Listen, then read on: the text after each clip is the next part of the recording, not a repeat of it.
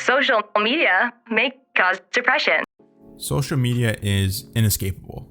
It surrounds our lives, and it is here to stay. It is marketed as this beautiful system that can connect you to people all around the world.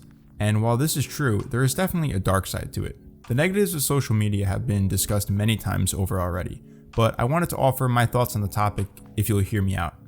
I wanted to share my personal stories with social media and why I believe most apps are very harmful to people, especially children developing. If you're my age, then you were probably one of the first generations to truly grow up on social media.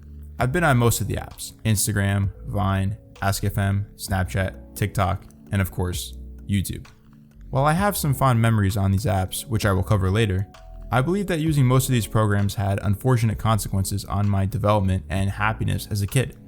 This video is not meant to destroy social media, nor is it meant to give any groundbreaking solution to fix it. I just wanted to share my thoughts, feelings, and experiences with this topic that I believe is very important to discuss. Let's get started.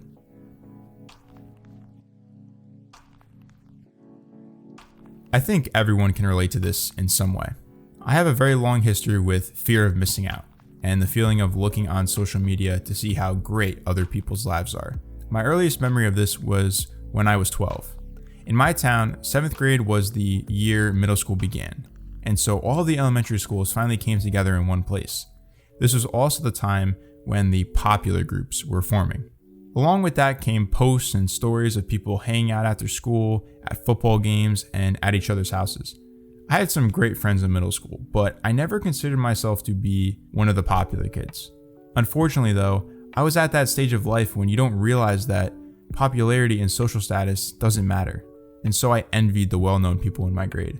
This feeling would carry over into high school, as I would look at all of the people doing fun stuff on my phone screen. The thing was though, I didn't actually want to do the things that people were doing in the photos, and I knew deep down I didn't even enjoy using social media in general. And so finally, I deleted Snapchat and Instagram, and let me tell you, it was a great decision. Now, if you enjoy these apps, I'm not judging you for keeping them, but if you know that what you see on these apps brings down your day, delete them.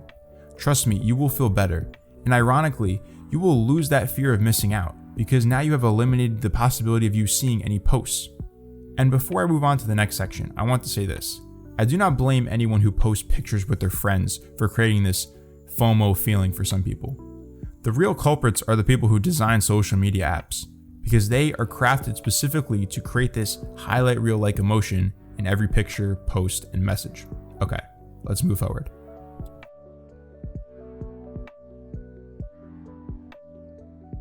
Almost every social media app exploits this in people. You know the feeling of mindlessly scrolling through social media, looking for some kind of fix, some kind of entertainment, either because you are trying to take your mind off something, procrastinating, unmotivated, or all of the above. No app did this for me more than the app you were watching me on, YouTube. I have probably wasted hundreds, maybe even over 1,000 hours on YouTube watching videos when I wanted to be doing something else. Whether that be doing homework, working on myself, or even creating my own videos, YouTube served as a distraction. It is something that I still struggle with to this day. The main problem I have seen is that when this is going on, I simply have no purpose. I'm not watching the video to learn something or figure out a problem. I'm just attempting to distract my mind from another activity. And that is what I want to focus on, the mind. I figured out that most of the times I go onto YouTube without purpose, I am facing a mental challenge. For example, I might be stuck on what to say next in a script, and instead of taking a breather and thinking about my next sentence, I pull up YouTube. An hour later, I've lost focus and feel defeated. YouTube is easily my favorite platform though. There are so many talented people who make great videos, and I enjoy myself a lot when I have a reason to do so, but more on that later. My closing advice here, make sure that you moderate your time on each app. If you reserve a specific time each day to engage in a platform, then you will probably feel a lot better about yourself when you use it.